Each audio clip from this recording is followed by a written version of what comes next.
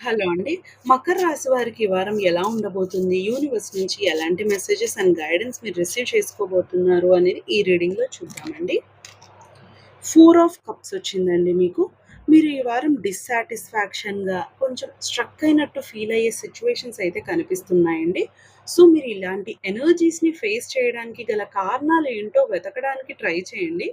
మీరు సిట్యుయేషన్స్‌ని and థింగ్స్‌ని different యాంగిల్‌లో చూడడానికి ట్రై చేయండి.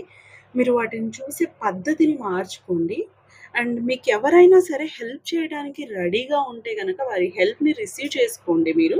వారిని ఒక పర్సన్‌లా కాకుండా యూనివర్స్ మీకోసం పంపించిన హెల్ప్ అని అనుకుని, ఆ హెల్ప్‌ని రిసీవ్ చేసుకోవడానికి ఓపెన్‌గా అయితే మీరు ఉండండి.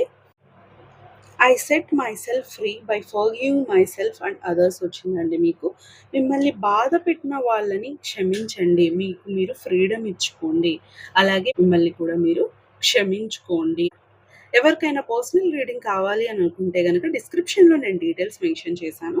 ఒకసారి వెళ్లి క్లియర్‌గా చదువుకొని మీకు అన్నీ ఓకే అవుతే మీరు నన్ను కాంటాక్ట్ అవ్వచ్చండి.